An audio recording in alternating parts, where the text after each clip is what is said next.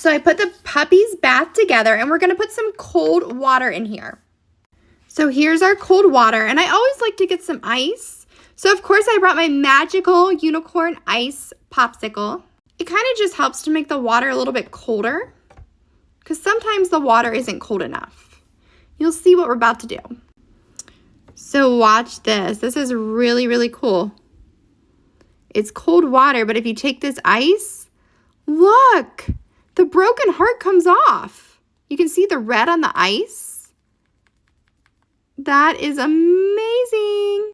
So not only do you get a cute pet rescue, where he doesn't have a broken heart anymore because we adopted him. So we're going to erase that broken heart with the ice, with the unicorn ice.